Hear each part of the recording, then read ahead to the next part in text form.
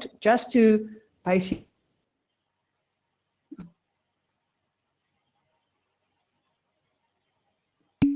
Did we lose Marie again?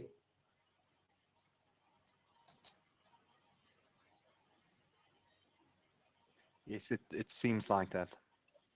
Oh, this is going to be an interesting day.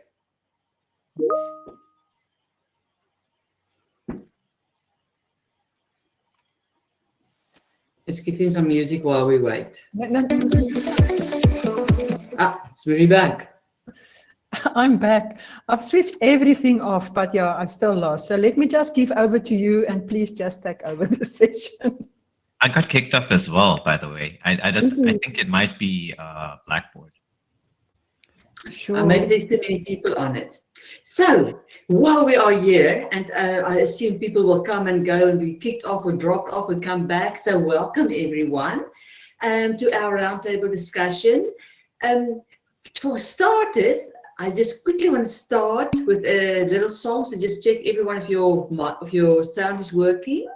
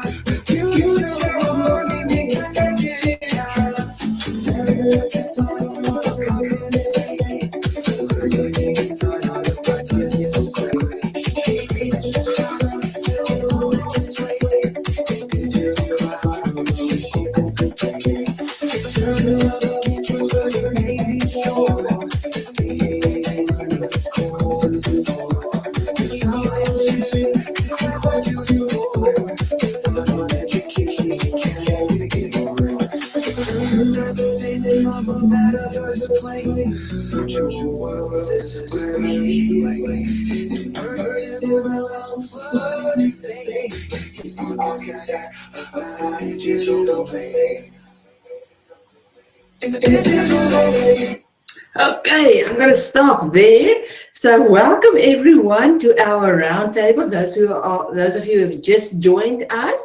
And this song was our introduction to who our speakers are, but I am going to ask the speakers a little bit later to introduce themselves as well.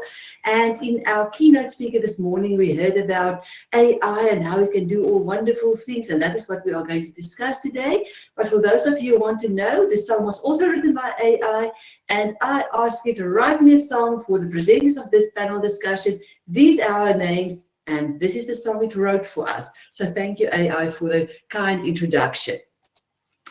So what we are going to do today, and this will not be a PowerPoint presentation at all, but we are going to do a roundtable discussion. So I'm going to ask our panelists a few questions. And as I ask them the questions, I want you as the audience, please, to jot down your questions as well. And then I am going to go into an interactive Q&A. So if I ask Maria a question, for instance, you can ask immediately after her answer, you can ask her questions. So I'll tell you who they are in a minute. And then when our panel discussion is done, we are going to do a knowledge cafe. And maybe just a small side note there that we are recording this session, as you know, and we want to use the input from your side to gather the data and hopefully have a subtle output at the end. Now, we are at times 45 participants and at times I see we are now at 30. So it will not be possible to ask your consent every time. But please, if you do not want to participate, please attend still. But then just know that if you cannot give input in the Knowledge Cafe afterwards, but please do attend. It's going to be fun. We're going to talk a lot of things. It's going to be a quick Knowledge Cafe. And when we get to the Knowledge Cafe, I'll tell you a little bit more about that. And then after the Knowledge Cafe, we will just wrap up quickly. And then that will be the end of this session. Okay. So let us quickly say. All right. So there are our panelists for today.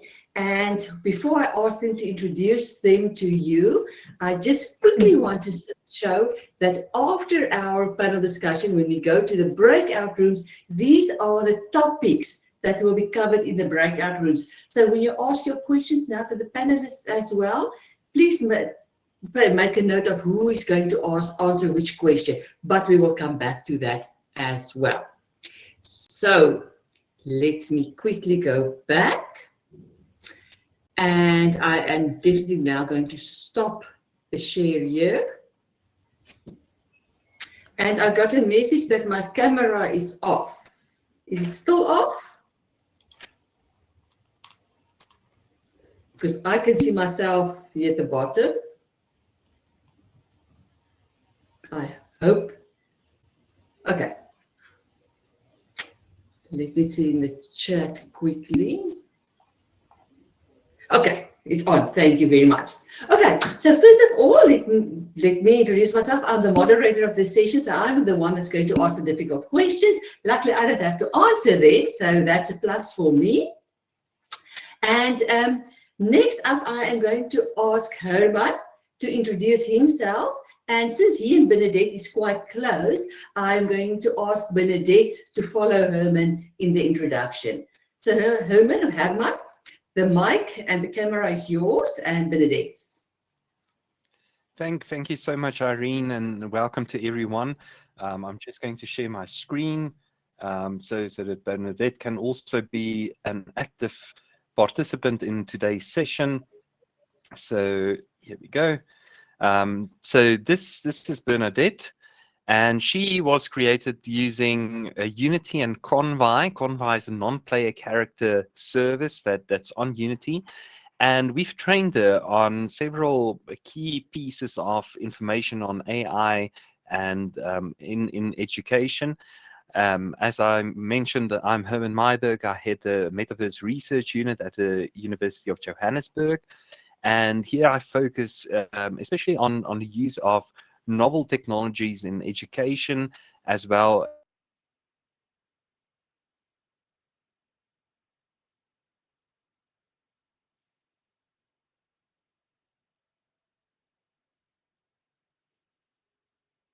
genetics.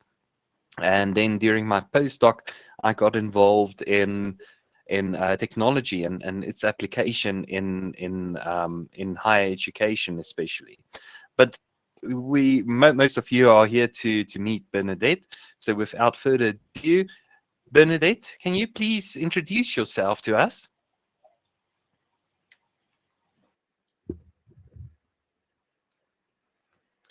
Bernadette, can you please introduce yourself to us?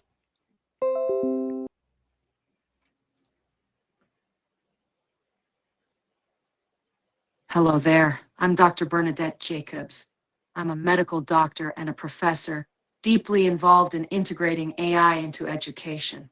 I specialize in enhancing teaching, learning, and assessment through technology. My approach is focused on creating more dynamic and effective educational environments, and I'm quite passionate about game-based learning and gamification. I enjoy creating personalized learning experiences and fostering a culture of continuous assessment. It's lovely to meet you. So as you can see, Bernadette reacts in real time to questions posed to her. So you are more than welcome to pose your questions in the chat for us to see. And then I see, Terence, you picked up on use of the word gamification instead of gamification. So with all AI, it's still under development and it's not perfect yet, but we are trying to explore and see how we can best make Bernadette work in this session. So thank you so much for being here, and I'm going to hand over to Terence to introduce himself. All right. Hi, everyone. I'm not too sure. I keep getting.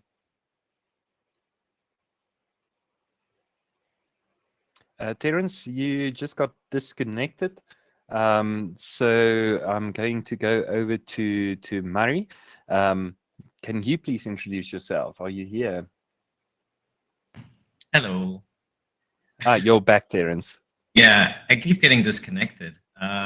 Okay, I'm just gonna share quickly. So, my name is Terence Cavender, and I'm an instructional technology consultant in the US. I work for Indiana University. I also have kind of a weird background, just like Herman. I started in psychology and linguistics. I got a master's in computer science, and now I'm finishing off a PhD in game-based learning, focusing on education and well-being. Yeah, that's me. I don't have a long introduction. I don't have an AI working alongside me, so I'm to Marie is here. I am afraid, yes, I see someone else is also saying they keep losing sound. Terence, I'm sorry, I think we missed your introduction. So can I quickly ask, maybe we can put Bernadette first aside. Yeah, our bandwidth, something is not really great today. So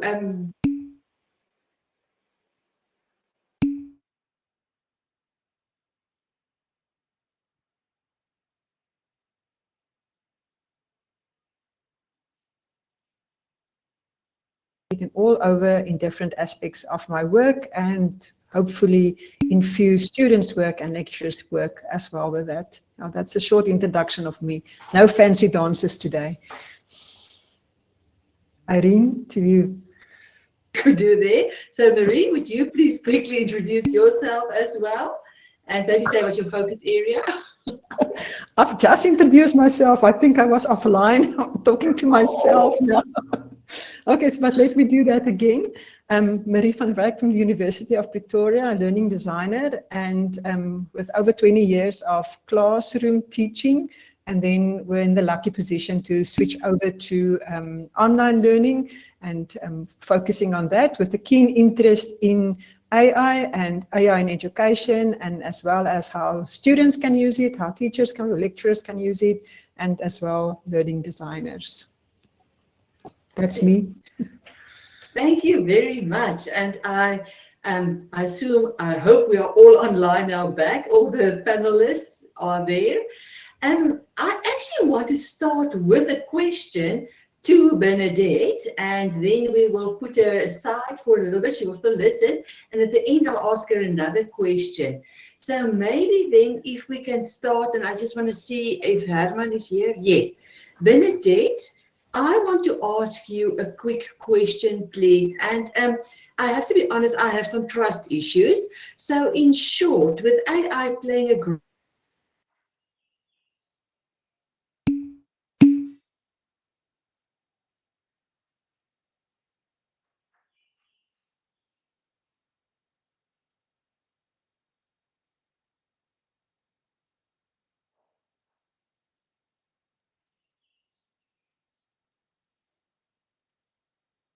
Oh, I completely understand your concerns. Trust is such an important aspect, especially when it comes to something as significant as education. While I, as Bernadette, am here to share insights and perspectives based on my expertise in AI and education, it's important to remember that trust in AI systems often depends on transparency, reliability, and ethical practices. I always advocate for being informed and critical of AI technologies, understanding their limitations, and ensuring they are used responsibly. It's crucial that educators, parents, and students are part of the conversation to shape how AI is integrated into education. ensuring it serves us well. Please feel free to ask anything else you might be curious about.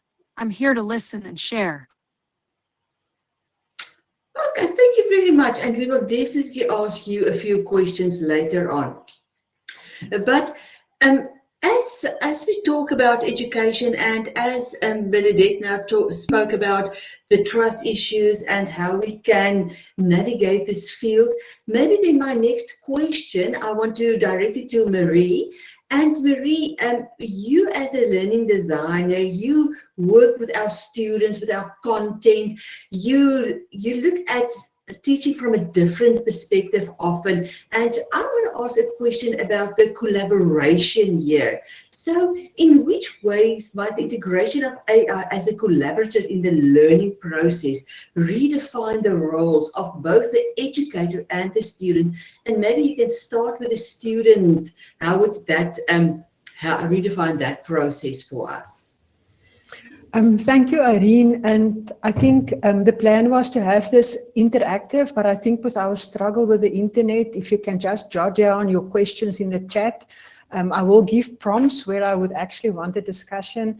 But yeah, from my perspective, we are at a crossroads with AI in education, and the side roads are all blocked. So we have no other choice than just continuing using that. And whether we think now whether AI is unethical or it violates the protection of personal information, or it encourages students to cheat or limits their creative or critical thinking or hampers their problem-solving skills, AI is here to stay. It doesn't mean that those other aspects is not important. It just means that we need to continue working with AI.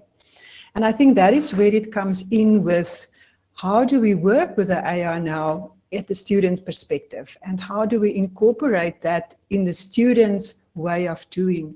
And if we just look at the term collaboration, up till now you will see a lot of research coming out where people say AI as a research assistant, as your study buddy, as your writing assistant, as your what kind of assistant you want it to have. But I also want us to think about AI as my equal, AI as my peer, AI as my colleague, and take the learning process from that perspective. And that is the place where we maybe start with a learning outcome coming from, because that's key in my work, is start with a learning outcome. And also start the learning process with a learning outcome, and start the student and AI in a conversation about this learning outcome, and develop that conversation in such a way that they basically construct their knowledge, collect their own information. But it's a conversation, not an AI question or a question to AI that says, what is that? Explain that. Give me the information that. And we can talk a little bit later about an example that we can do that, but I think that is where I want to start the conversation. Have we ever thought about the AI as one of the members in my class? Okay, and that is where I want to end this part. No, I still want to ask you another question on that. Okay.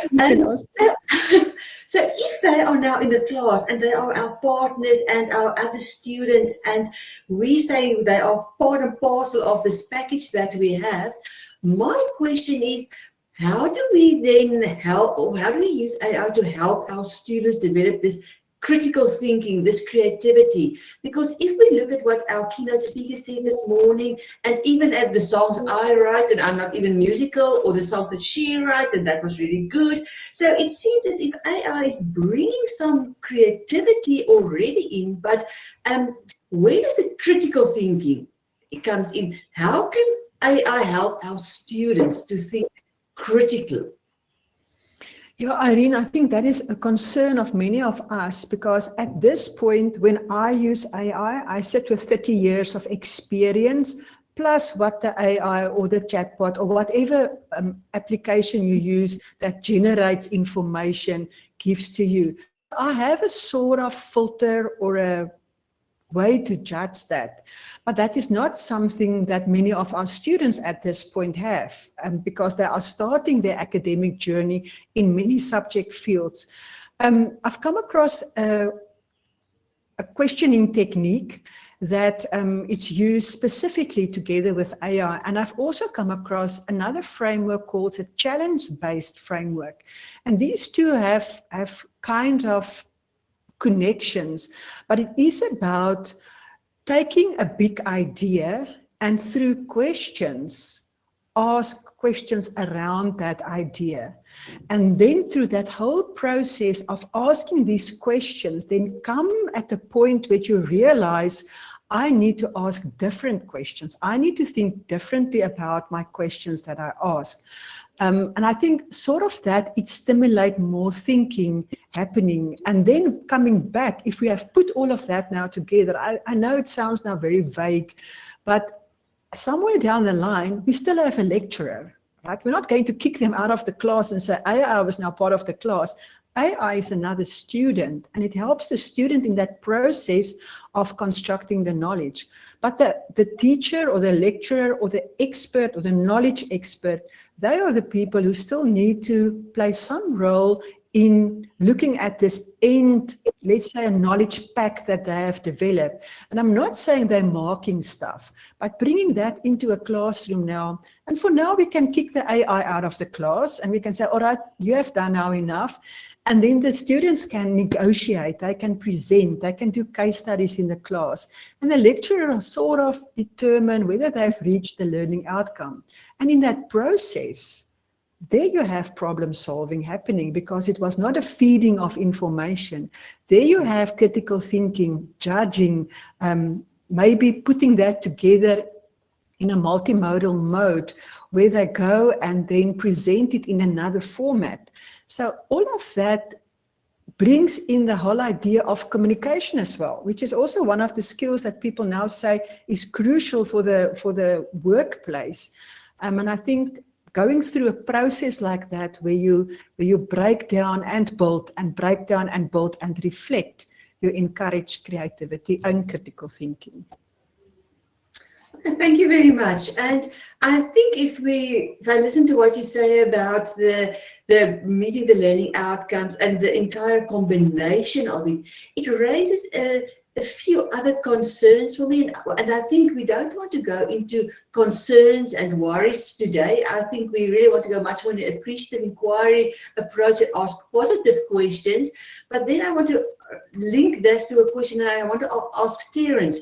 The question here then is, what are our ethical considerations then in using AI? Not, as Marie said, not now for grading, and I'm not talking about grading, but using it to predict the student's success or failure.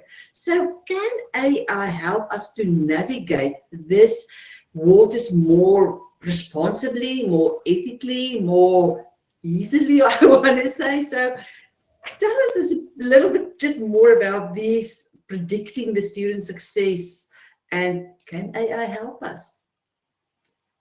All right, I'm hoping that I don't disconnect, but so again, with these, with AI or any kind of statistical model, right? It depends on the data that's given to it, and the AI that we're using is basically a giant container of data that it's trying to get that information from. So with predicting things, like success, it's very connected to the data that it's fed.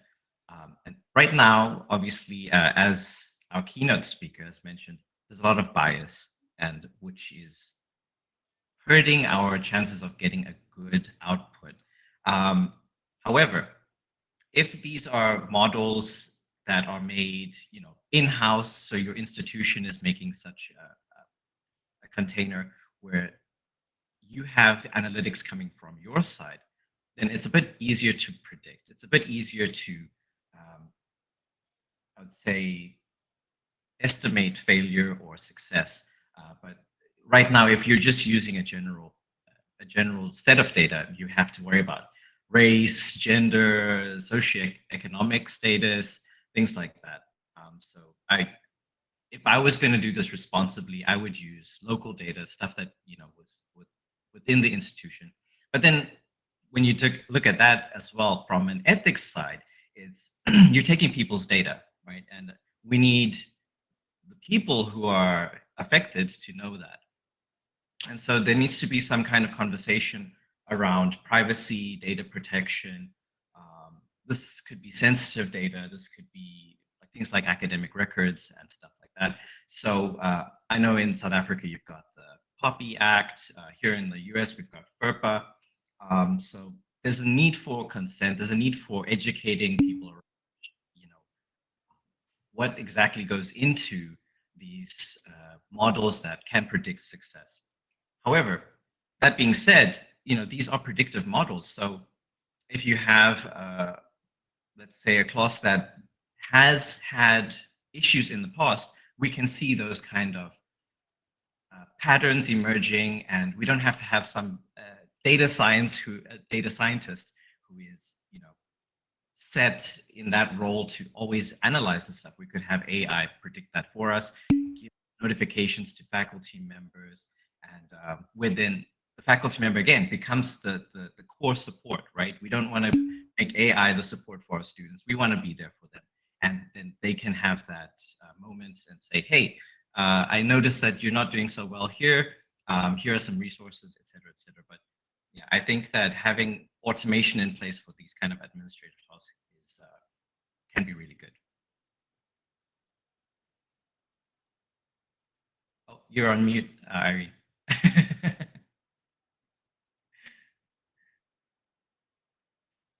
Oh, you're still on mute for some reason. I'm not too sure why.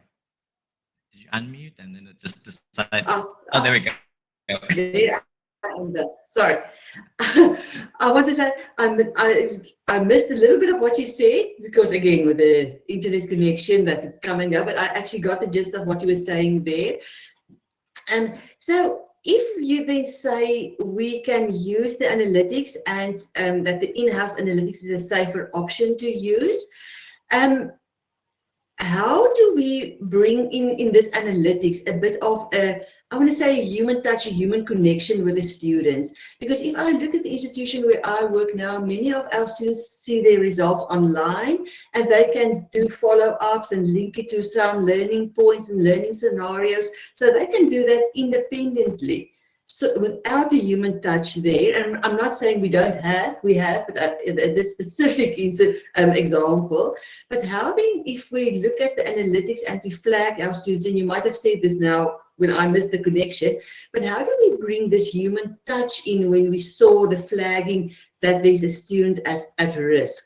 How can AI help us with, I want to really say the human touch? Yeah.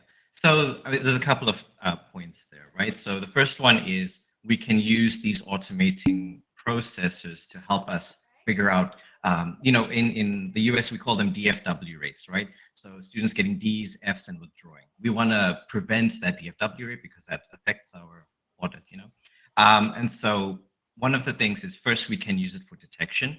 Second, depending on how many courses this faculty member is teaching, we could have AI maybe create some kind of framework for messages. And within these messages, I would say, yeah, that's one of the easiest. It's an administrative task at the end of the day, but this would be for emails and things like that. But I would say the human touch comes in with specifically maybe going to that student. Again, we don't want to have everything on a screen. Maybe if you are at a distance learning education place like UNISA or something like that, where that's not always possible, AI might not be what you want to use. You'd write the email yourself. But I would say, for faculty members who do see their students, have that connection with them in person. I had a couple of students who came up to me and were just, I guess, intimidated by faculty members. And, it's difficult when you don't break that barrier between you and a student. And just sending emails doesn't help with that either. So I would say AI should be focused on maybe helping you write those initial emails to break down barriers, helping you to get that predictive analysis. But I would still keep that connection with the student in person as human as possible, scheduling a virtual meet perhaps or stuff like that. Yeah, I wouldn't go too deep down with screen and also, keeping that barrier up, basically. Yeah. Thank you very much. And I think for us as lecturers, it's really difficult sometimes to find this balance. If I look at all the tools and the things that some of these AI tools can do, I get so excited, and then one tends to forget. But our students, very often, knows when we are using AI. They know when it's an automated message that they receive. So we need to find a balance between being genuine and being something that we offer our personal touch versus AI generated. And I think that is really, the more advanced AI become, I think it might, the lines might blur a bit. But for now, our students pick up when we write this very nice message, just as we pick up when they write this very good essay with all this highfalutin words, with bestowing this and grounding this in this theory. And we know they don't speak like that. So they also know, if they see us in the class and they know my English, and then I send them this wonderful message, they know it's not me, it's an AI message. So yes, I think finding that balancing. So thank you very much for that, Terence. And then, talking about the highfalutin things and the difficulties there, I want to move to Herman. And Herman, you are doing some very highfalutin things. So my question to you then would be, you focus on the metaverse and all these, I want to say, weird and wonderful things that I know very little of. But how have you integrated this virtual reality, mixed reality, and all these other metaverse technologies into your teaching? And maybe not just as much how did you integrate it, but how could you see the impact of it on your teaching? If Herman is here. Oh, there he is. Apologies, I got kicked out just as you were starting your question. So Okay, I'm going to keep my camera off for now.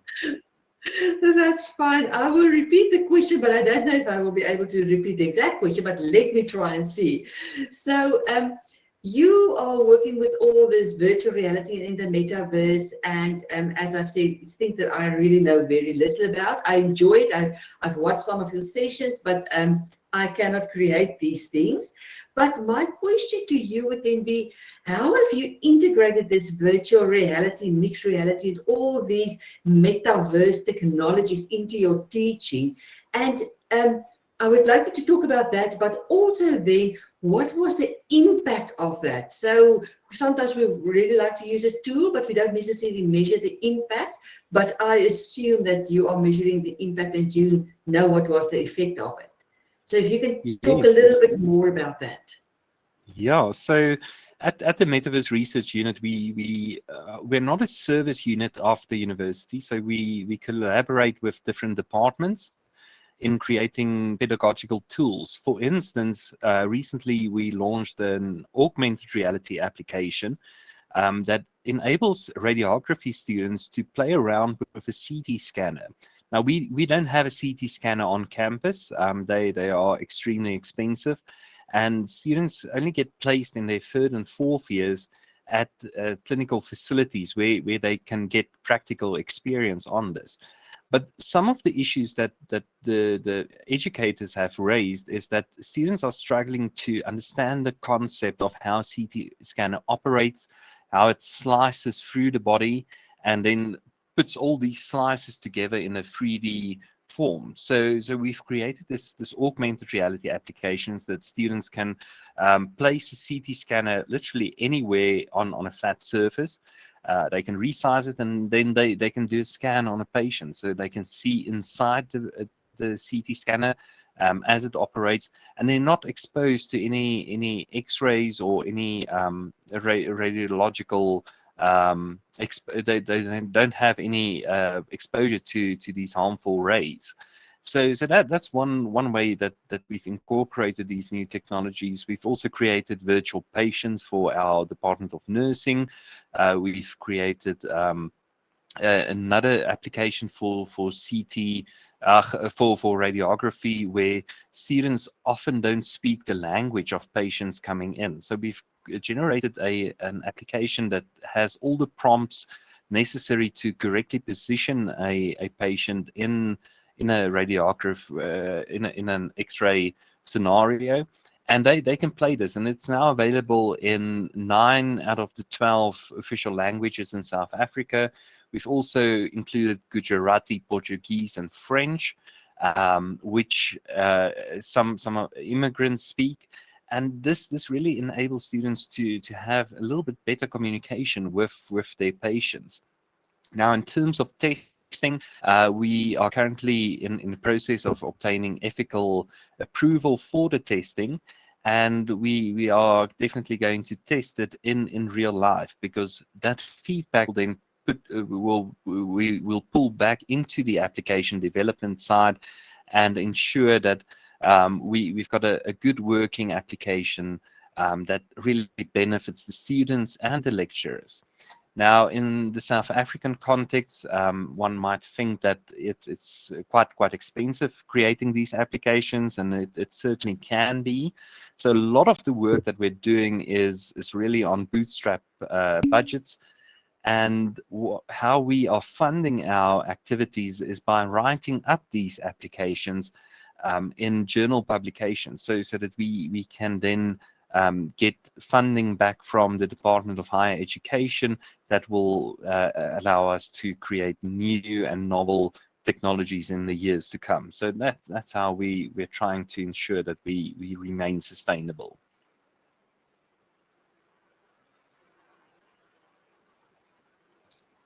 Thank you very much. So if I now think of these things that you've created for your students, so these are things that is complex to create. How do you capacitate your students to not just be the receivers of this and not just play with or learn with this technology, but is there a way that you can help them to create some of these things on their own as well? I'm now thinking of creative assignments and things that cannot be Googled, or in this day and age cannot be ChatGPT'd. So is there a way that you can help them to be creative? Certainly. So what we're doing now at the University of Johannesburg is we are creating free short learning programs on the creation using Unity and other game engines for pedagogical applications. We've also recently launched a Master's of Philosophy and a Doctorate of Philosophy in the education space that's focused on STEAM applications. So your sciences, technology, engineering, arts, and maths. And we've seen a great influx of people wanting to learn how these technologies work and how to incorporate it into their daily lives, and how to use these freely available software. And I say freely available because costs are often one of the hurdles in developing these. So we focus very much on using open source and free software in the creation phase of this. So first and foremost, we need to get students involved by teaching them how the software works, and then ultimately letting them loose and creating these experiences. So it's still early days, but I'm extremely hopeful about what this entails for education in the future, and how our people can start using these technologies on a daily basis. This is really exciting. I have to say, I love these things. So it's always nice if our students can play part of this creative process as well. So maybe my last question, and this was really a very much a staggered roundtable with the internet dropping and everything. Originally, we really wanted to have a much more interactive talk with everyone in the audience. But now I think I quickly want to ask Bernadette one more question. And after that question, I am going to ask Carmen if she will put us in breakout rooms, but I will first explain the breakout rooms. But let me first ask Bernadette the last question. And I hope she is close by. Just one second, please. Yes. Okay. Bernadette, thank you for answering the previous questions. And my last question for you at the end of this entire panel discussion is, as an AI without the capacity for human emotions, I'm really curious about your perspective then on supporting students' mental health. So how can an AI assist educators in addressing such a delicate and such a deeply human issue?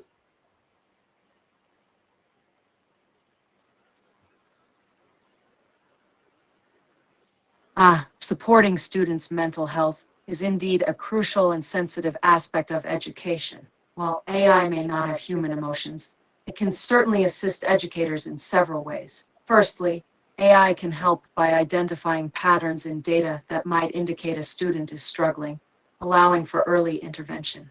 For example, AI-driven systems can monitor changes in a student's engagement or academic performance, flagging potential concerns for educators to explore further.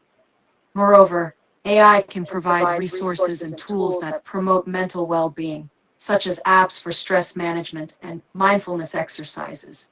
However, it's essential to remember that AI is there to support, not replace, the human touch.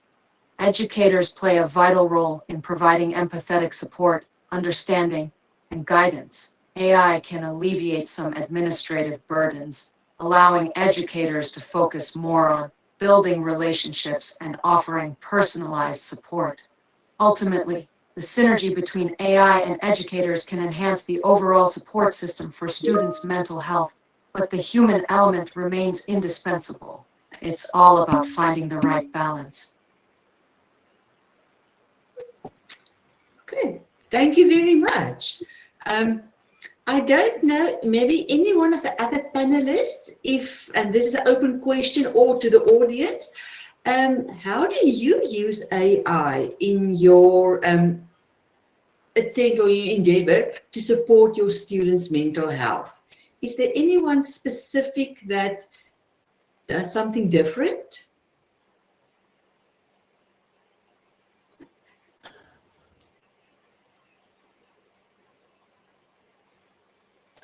Perhaps I can come in here.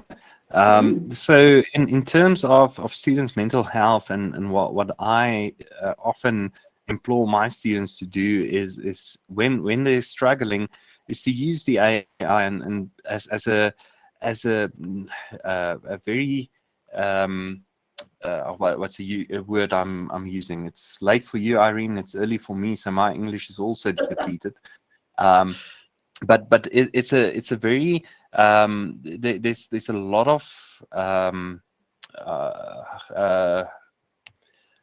privacy privacy in discussing your issues with an AI. So often I ask my students, you know, if you're struggling, at least just have a chat with an AI. If you don't feel comfortable in speaking to a real life person on this.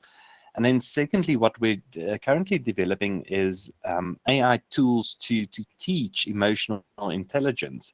So for instance, with our Faculty of Law, we are currently developing 2 different AI-enabled non-player characters similar to Bernadette. The one is a gender-based violence victim, and we've got a big problem of gender-based violence in South Africa.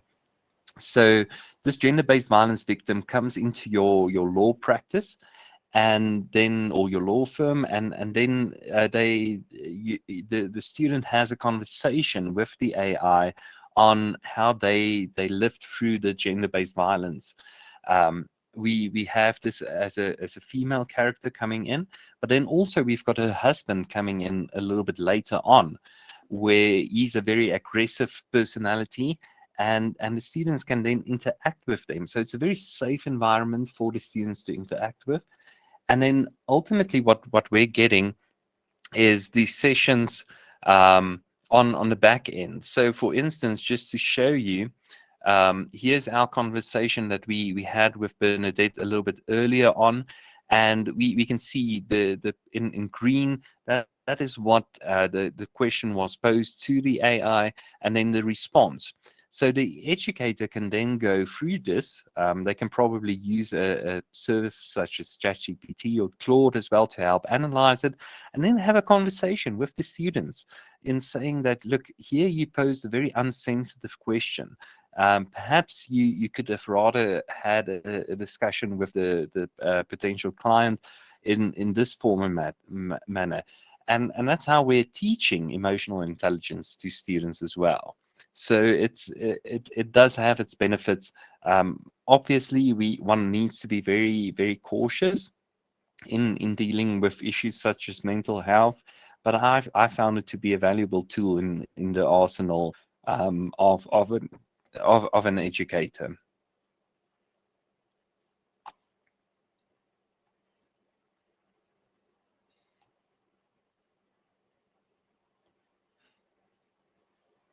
Okay, so I was all excited and my mic was off once again. So thank you very much for that.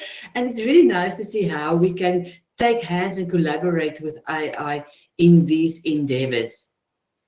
So I think there's much more that we can ask the panelists. But what I want to do now is I want to ask us all, and please don't leave now. I know usually in a webinar or in a conference when they say, and now we are going to breakout rooms, that is usually the quickest people press the leave meeting button. So please don't press the leave the meeting button. We are going to go into 4 breakout rooms. And I first quickly wanted to give you the link in the chat.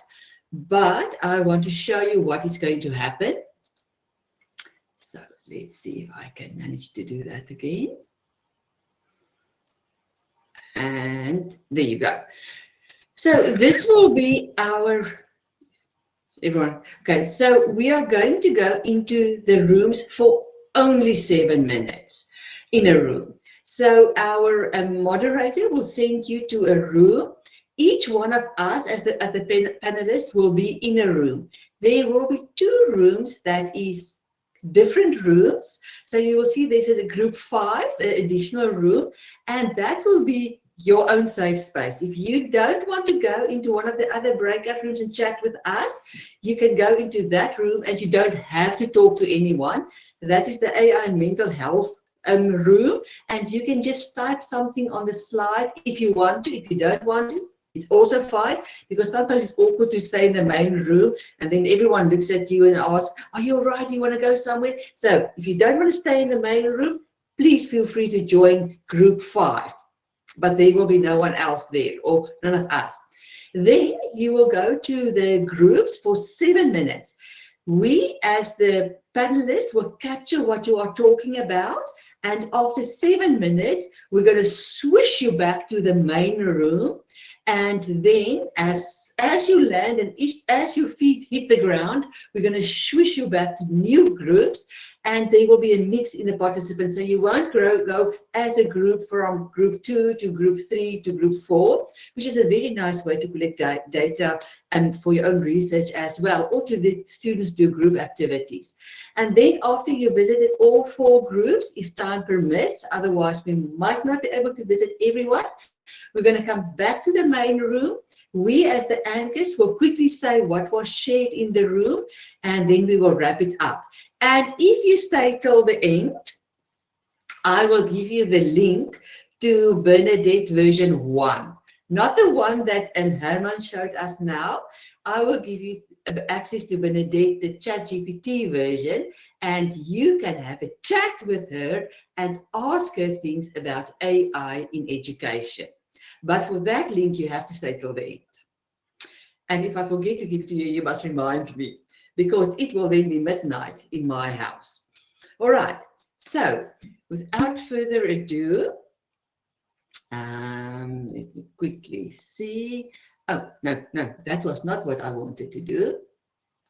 Ah, there we go. All right. So can we please start? Yes, Marie. Irene, I just want to ask, when we create the groups, do you want us to create the 5 groups but just don't put any participants in it? Because how are they going to move to group 5? Okay, so please, if you will put everyone in a group, but if you are uncomfortable in your current group, please just go back to the main room and ask the moderator to put you in Okay. group 5. Okay, because That we is can fine. also set it up that they can move by themselves to group 5. Okay, that would be fine. Okay, we'll do that then. Okay. Carmen, are you back? I just want to hear if Carmen's back, otherwise I will quickly do it. Oh, hi, Mari. I'm here. Are you here? Yeah, I'm here. So how many groups do you want? Okay, we want 5 groups and nobody in group 5. People must be able to walk by themselves to group 5. Oh, okay. And please put one of us as a moderator in each group. I think, Irene, we will just now Okay. access those groups, yeah. Okay.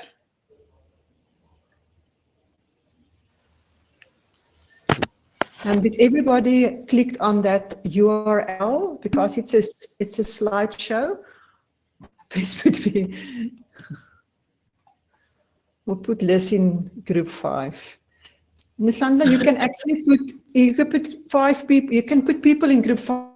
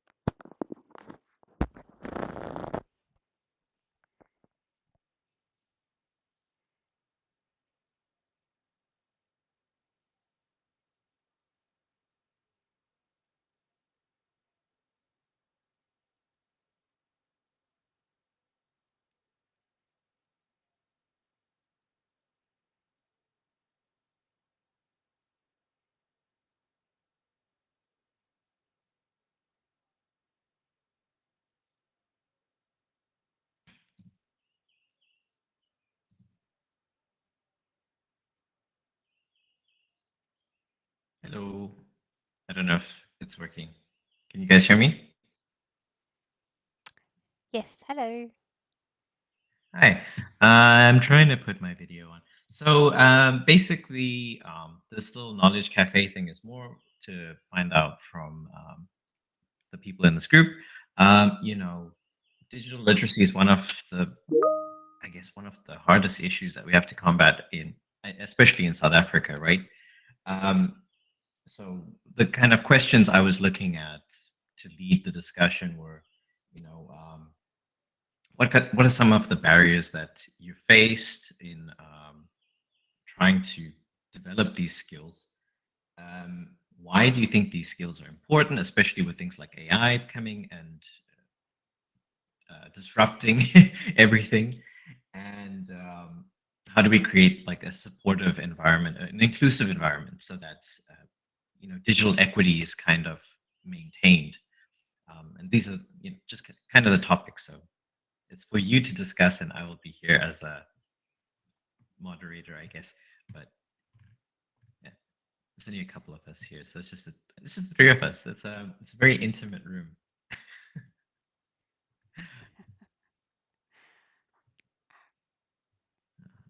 But yeah, so the main thing is, have any ideas? Then what's happening? Oh, yeah, the group thing is hard. But yeah, if you have any ideas, let me know. I'll jot them down on the slide, and this is going to be like a collection for everybody. Hello. I think it's just Rowena. Yeah, it's just you and Rowena. Oh, wow, okay. How can we develop digital literacy and fluency skills amongst our students? Not a lecture as per se.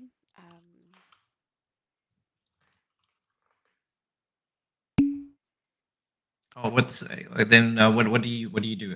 Or what's your reason for attending? Kind of. So I'm a digital instructional designer. Oh, nice. Developer. Yeah, so developing course content into like storyline, for instance. Yeah. Okay, so this is something that would be important to you because that was my time. So this would be something that's important to you because I mean, Storyline is not an easy software for somebody who hasn't used technology to use, right? So, for example, if you have a student who comes on there, what are some of the things that you do for onboarding? You know, how do you think about these things when you're designing?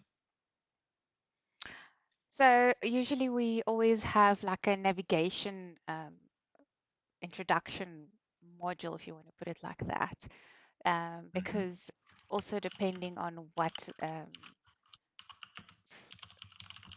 our clients want to convey in the content or the modules. Sometimes there's a light box that comes that we would include, but we will also include that into the introductional module to just navigate the user throughout the entire real estate, the landscape of where is what, the next buttons, the moving in slide navigation on your menu, where can you find extra, like for instance, abbreviations. So we make it in the introduction modules. We just help them to understand how to navigate and find their way around um, in the learning space that we're providing. Okay. Yeah, I think that's what we generally try to do. But now with AI,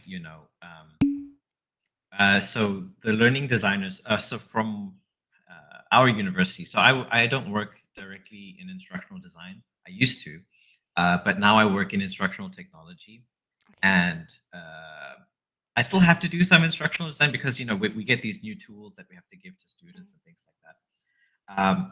But now with AI, in all of our modules, we've actually given them access to here's how AI works, like kind of tutorial, and they can do it whether they want to or not. Like some students are already using AI, so we don't force it on them, but we have basically a getting started module that's in every. We use Canvas, so if you're using Moodle, it'll be maybe a bit different, but the modules are cascading. So right at the top, there's like a getting started module, and that's in all of our courses. Yes. And so we give them this. Here's how prompting works, and here try this.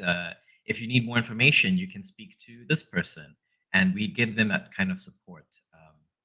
But Yeah. here in the U.S., most of the students have some kind of digital literacy. This is why I'm really interested to hear what's happening in South Africa. Um, how do you get over these barriers? But I think it's hard. Yeah. So, in a sense, we we have lots of clients, so it depends on the client's need and how they work within their structure and what type of you know learner you speaking to. Are you speaking to management? Are you speaking to the guys on in the field? So it also really depends on that too. Mm, Their yeah. cognitive Oh, understanding of digital and AI. So it is a bit difficult. But yeah.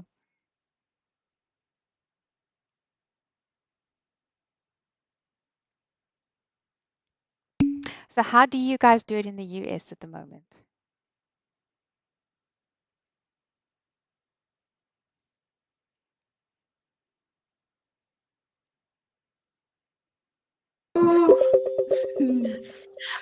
I think if this was a session with students and they had to rate us, I'm afraid that the module evaluations or the session evaluations would have been that great. So hopefully the internet will stabilize now. So maybe we can go into new groups again.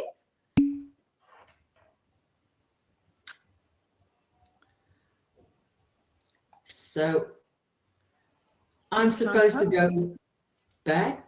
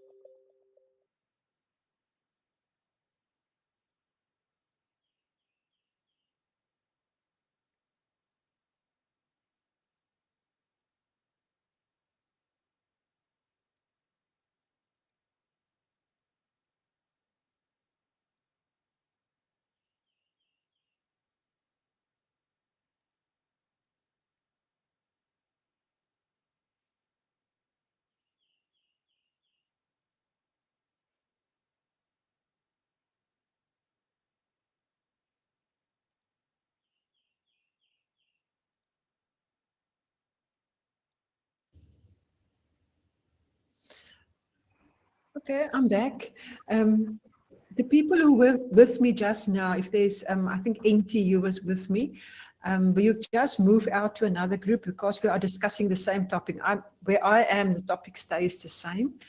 So just for the new ones who joined us, I hope you have all clicked on that link that I gave.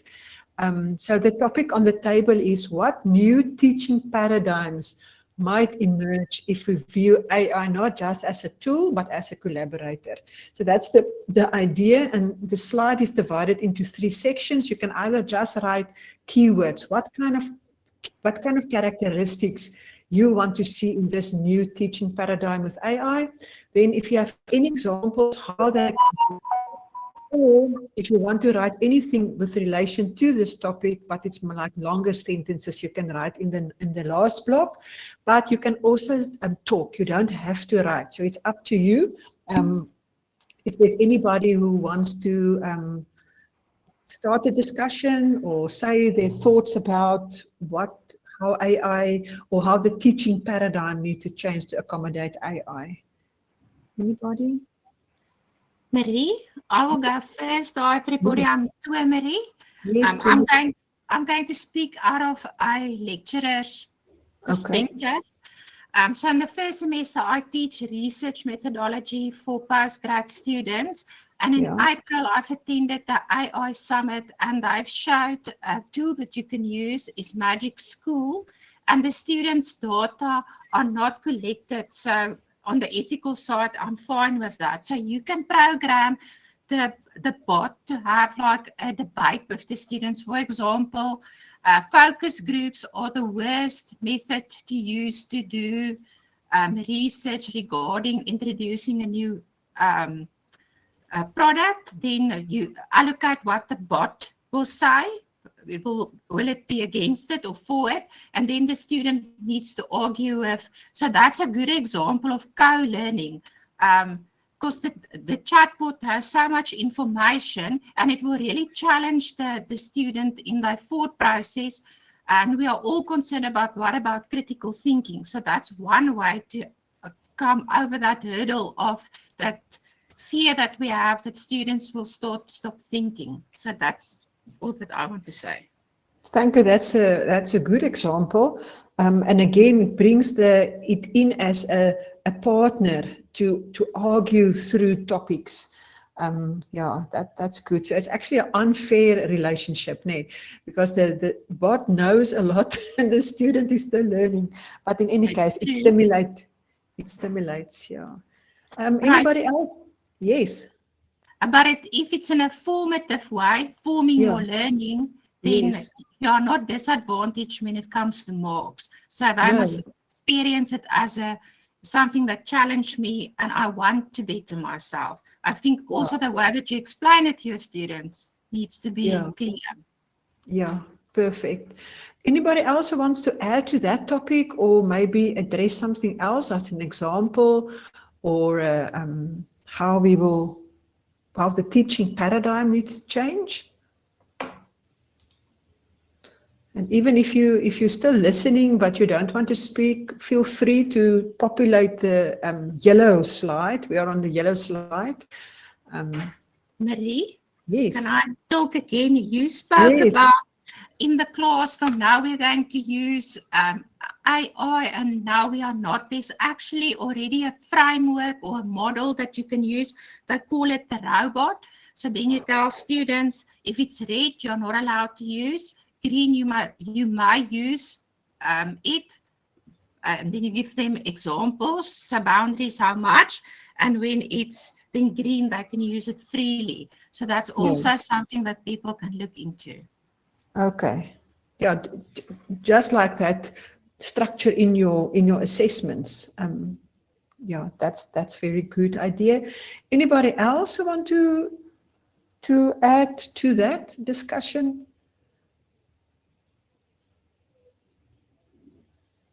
I hope you are typing. Well, I can see there's people typing as well.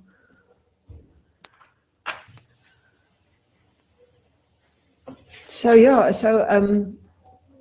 when we look at our teaching paradigms and our way that we think about teaching, it's very much that one size fits all approach that we have in our teaching practices. Is there any ideas that you want to give about how do you maybe move away from that kind of setup? Oh, thank you, Tandeka.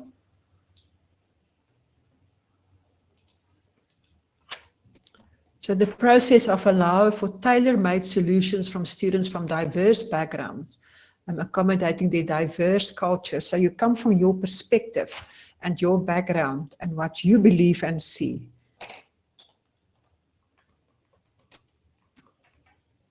That's a good idea.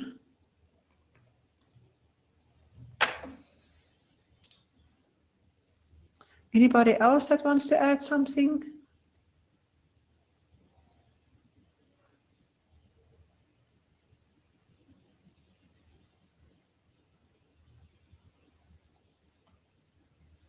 It looks like this time we have a long 10 minutes.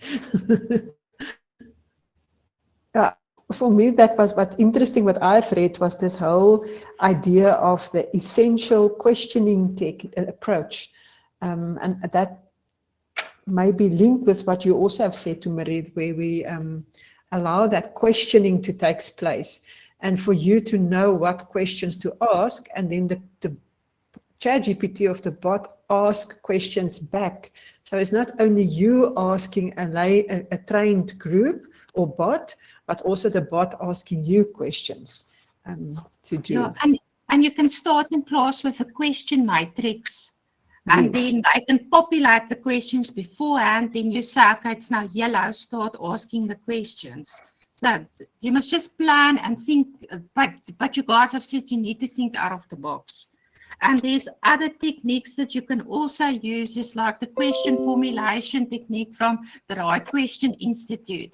Let them all populate all the questions as a class, decide which questions we're going to use, then they have buy-in in the questions, and then incorporate AI in it. So there's quite a lot of ways that you can go around, but you need to be open and buy in. Yeah, definitely. And the moment that you as a lecturer also see the type of questions they're going to ask, you can also be like assured that they will get to the things that you want them to get to, because it's very overwhelming if you just give people say go and ask questions. Where do I start? So yeah, that is sometimes very challenging. But yeah, questioning is a technique that both the students must know what to do and the lecturer need to do. Yeah, I don't know if you're familiar with the Right Question Institute. They've got No. a whole method of how to ask questions.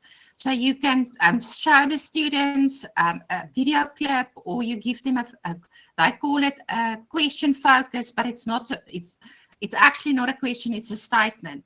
Then you give them a few minutes. Then they start to, as quickly as possible, as many questions as they can. Then they need to work on the questions. If it's open, you make it a close, and then you choose questions out of your list that you prioritize, and you need to say why those questions are important to you. So that's a nice way of getting this, just to start the process. Yeah, definitely. When I was reading a bit more about questioning, that is when I come across the challenge-based framework, and which questioning is a huge part of. But yeah, that's a skill that we want to embed in our students, that they ask questions, and when they practice asking questions, they will get to the point where they say, now I'm asking the right questions. So yeah, that's good. Okay,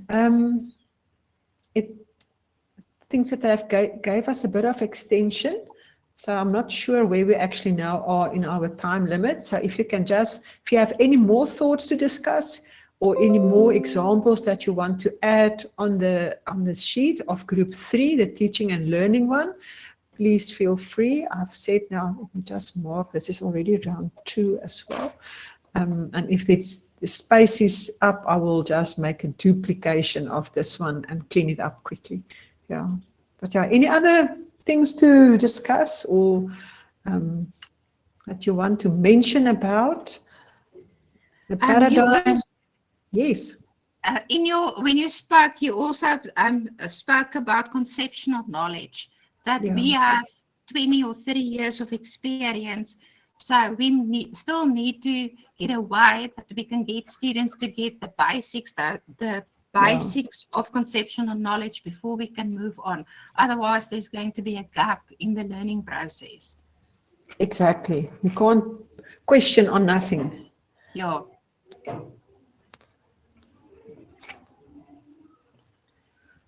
Okay, any other contributions to this discussion?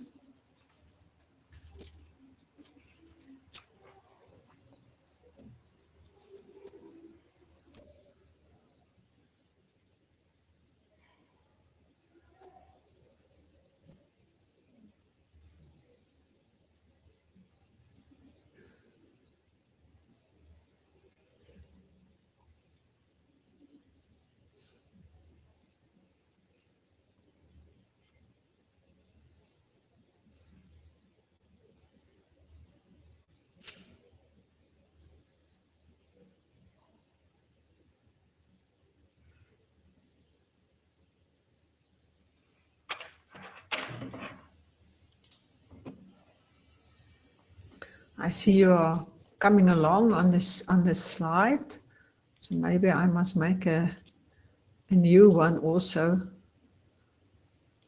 in case.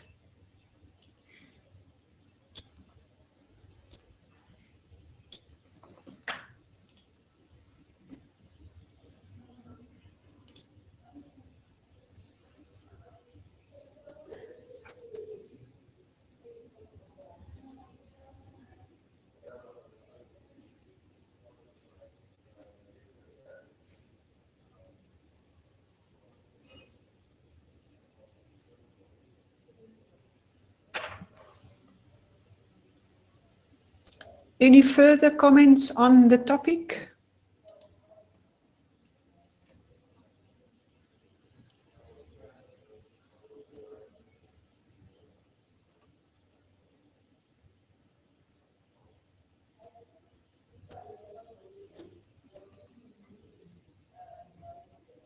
Maria, I hope it's in order. I also included some links. Yes, that people perfect. can see what I meant, and then they can go and discover on their own. Yes, perfect. No, I see that.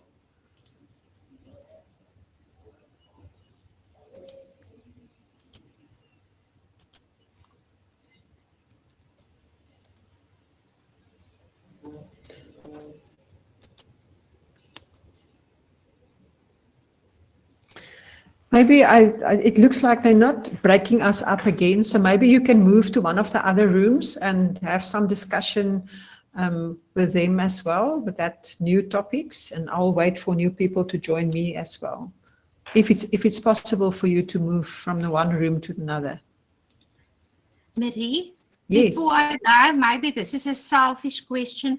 Yes. What do you mean with a challenge-based framework? I've quickly searched to get a picture, because I'm a picture person. Okay. Can you maybe just explain to me what it entails? I'm just going to get it quickly to you. Just get the right wording, because maybe I've just said the wrong word. But as far as I have it, is challenge-based, challenge-based learning.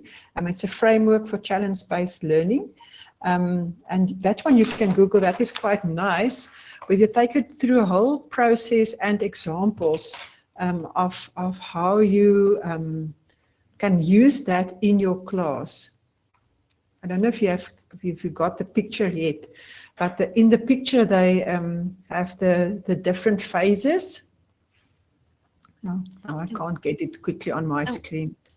The one that I've got, it's a circle, then characteristics of CBL stands in the middle, then it's real world challenge, collaboration, technology, flexibility, multidisciplinary, innovation, creative, challenge definitions, and global themes. So It all sounds to me like 21st century Yeah, I'm just looking now. I've typed it all out, and there's 3 key characteristics, phases that they take you through, and so I will contact you on LinkedIn. Then we yes, can. then I'll just give it to you. Yeah, thank you. Because it's on the challengebasedlearning.org website, challengebasedlearning.org. And for some reason, I have deleted now those 3 key points here. But it's also like engage, and they have 3 of those key points that they work with. Okay, so the others of you, are you able to move around to the other groups?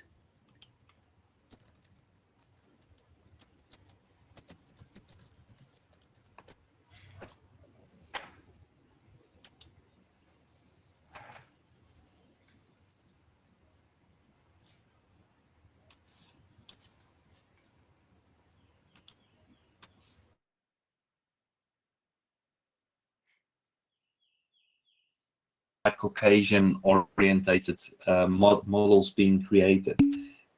For instance, one of the biggest issues that I've experienced, and it took me close to 2 weeks to resolve it, was to get proper African hair for some of my characters. So whenever you're dealing with it, not introducing biases is extremely important. Now, luckily, some companies are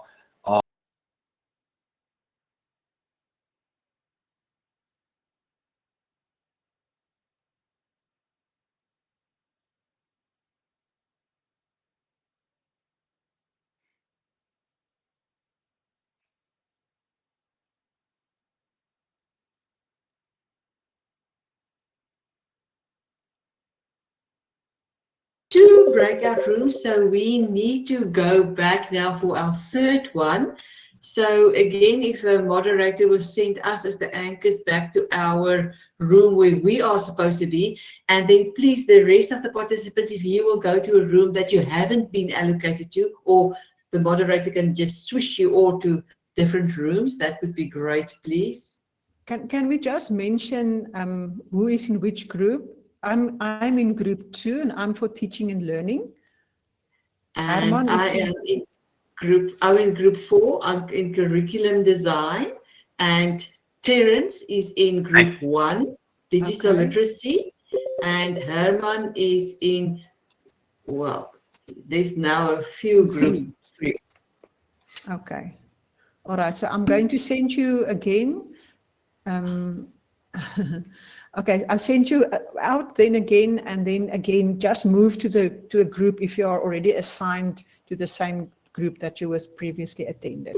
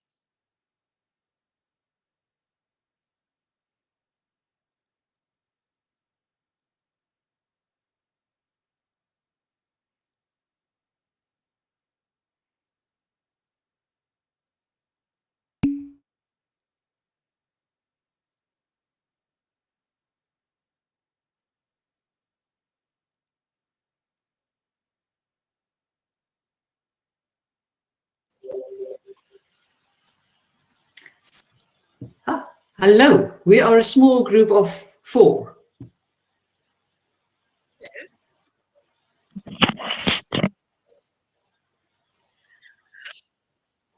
Hello, everyone. Hi, Irene. How are you? I'm great, thank you. You guys? Good, thank you.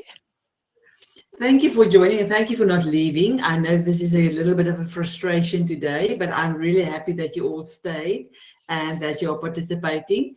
So we are now in room 4 or group 4, where we talk about curriculum design.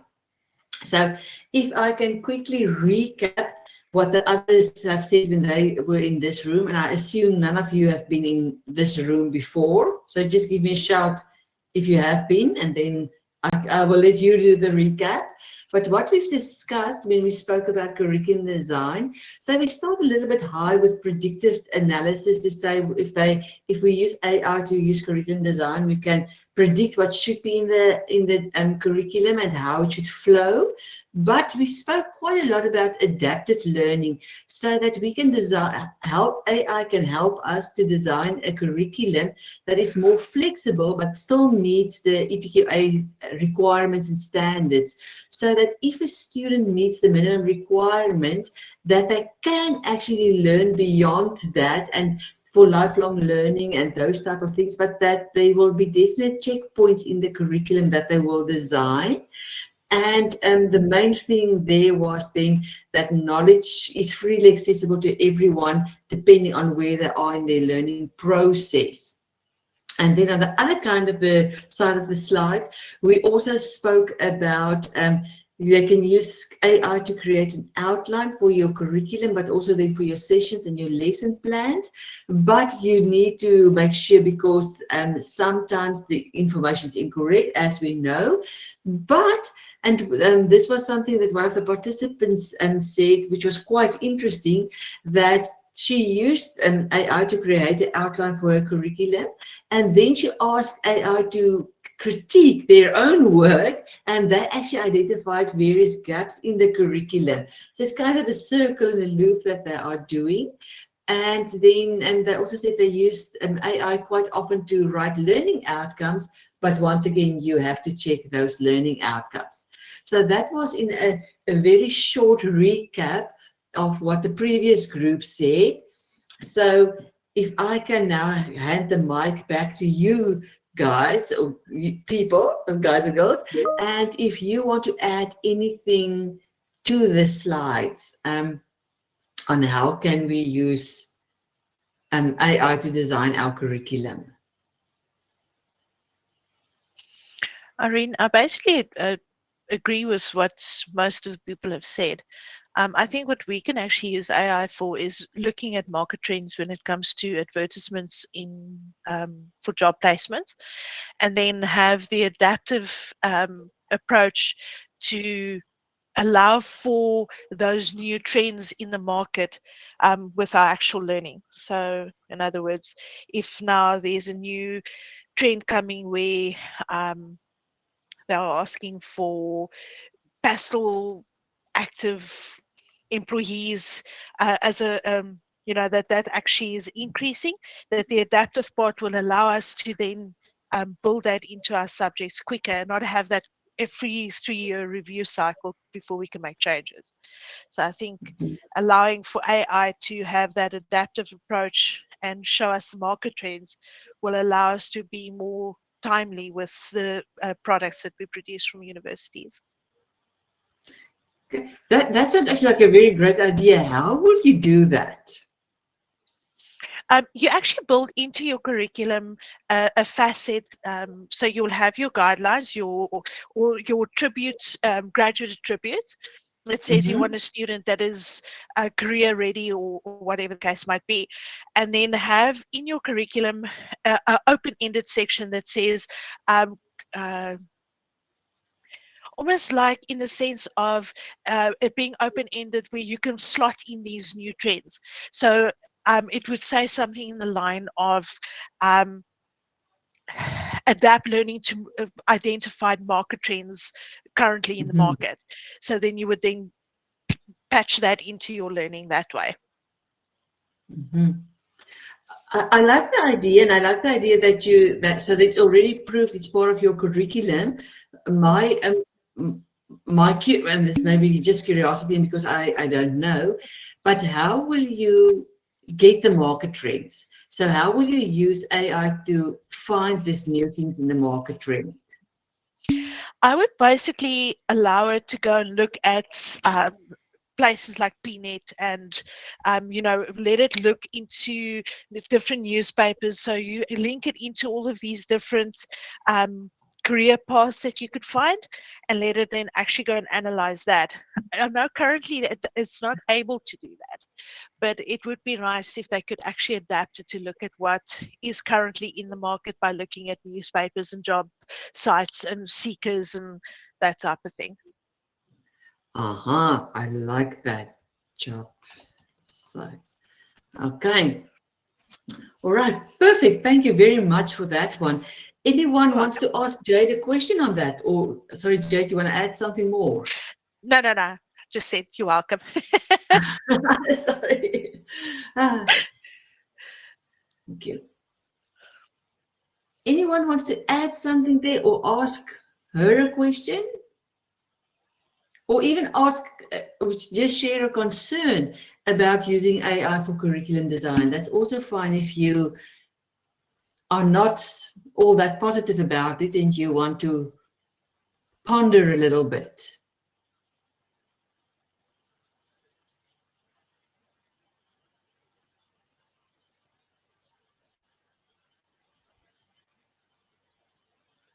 I have to pick on people.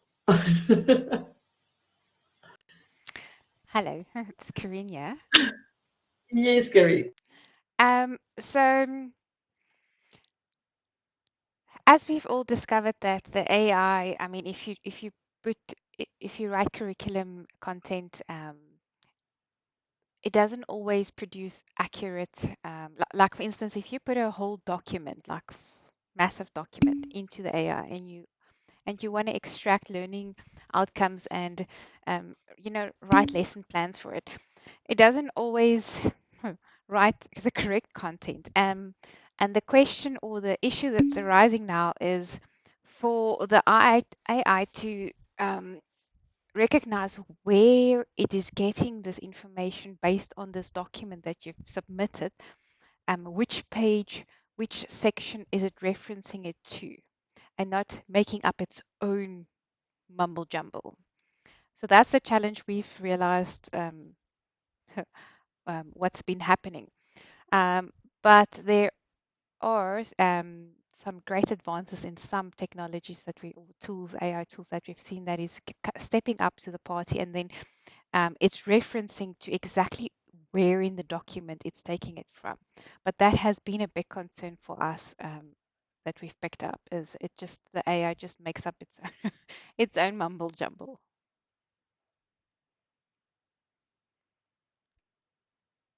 That's specifically referencing to a document. Roundup, a summary. Oh, there's the English. A summary of what was said in your room.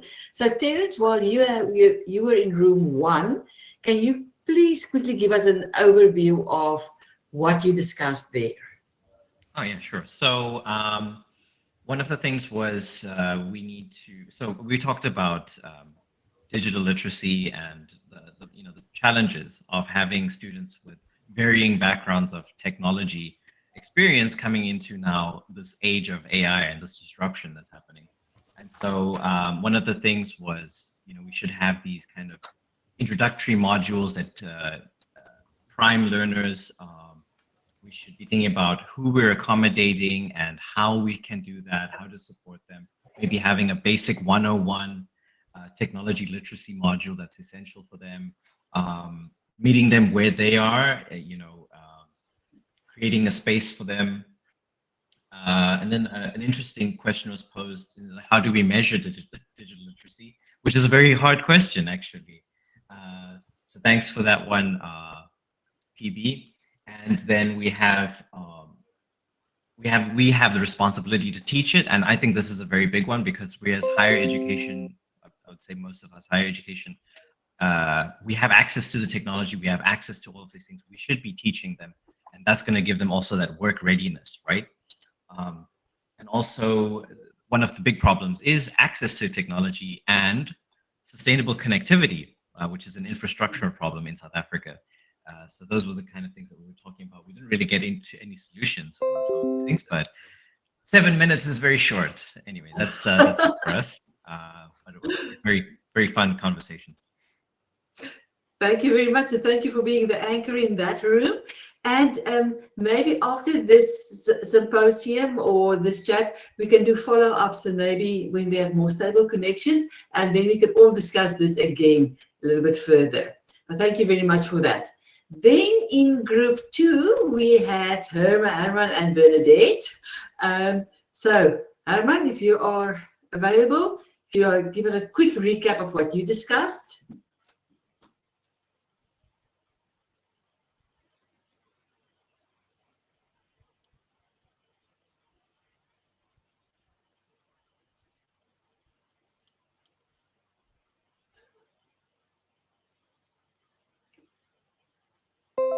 I hope we didn't lose him.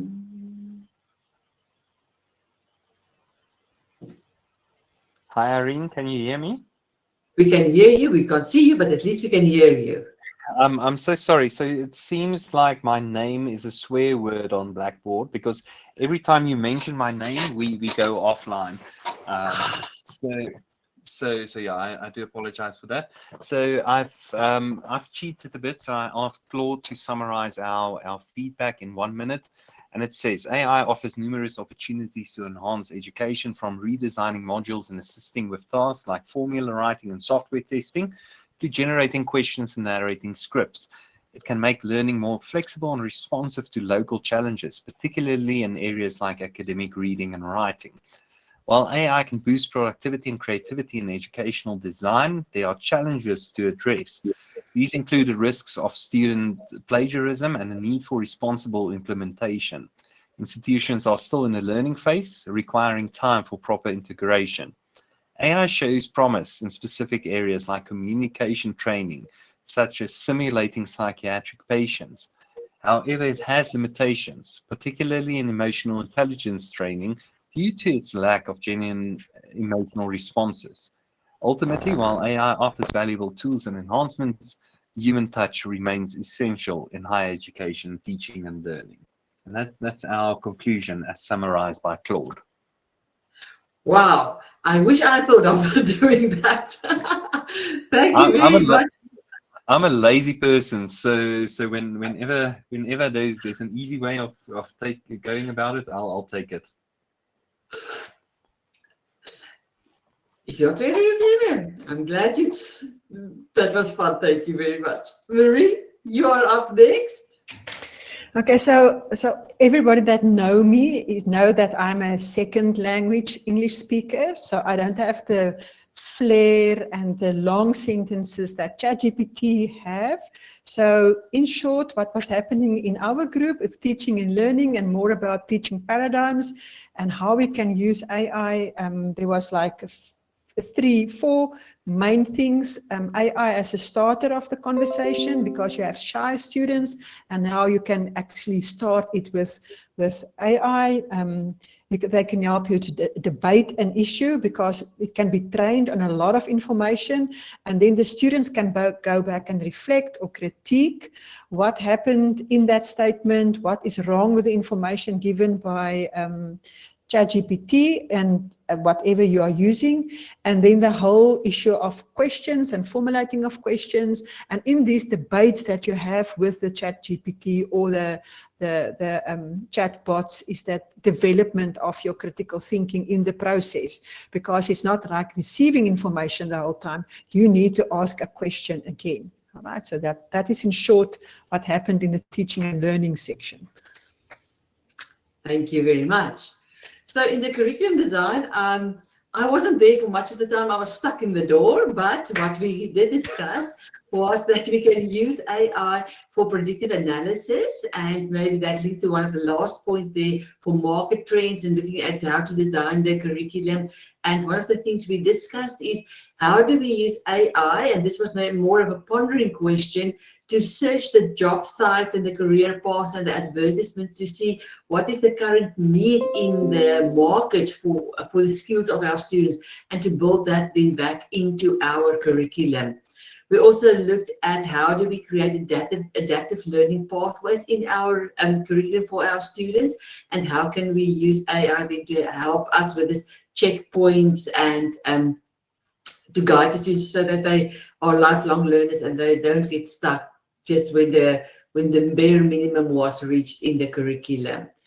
And then we talk about using AI to create the entire curriculum or outline for a lesson or a session, and then actually feed that back into AI and ask AI to critique its own work and then to write learning outcomes. So in very, very short, that was what we've discussed. And I am not going to discuss the mental health one. It is available for those of you who want to go and have a look. But that was very nice. They had some nice music playing in that room, and they had quite a lot of discussions in how we can use AI for our mental support and mental health of our students. So now, just to wrap up and to say thank you very much to everyone who participated. I see we had a few casualties along the line with the dropping of the internet, and thanks for those of you who stayed and who persevered and who came back to the session. So I said at the end of the session, I will share with you the link to chat to Bernadette version 1, not the version you saw today, but the first version. So if I managed to share this, otherwise I will just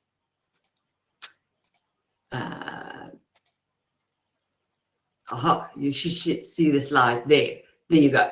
So there are all our contact details. If you need to contact us, our LinkedIn details, and there is a link when they share the PowerPoint. You can click on the talk to me, or you can scan the QR code and you can talk to Bernadette on your phone. Much as well as what Provilian said this morning. If you look at your phone on ChatGPT after you scanned it, there's either a set of headphones or a little wave.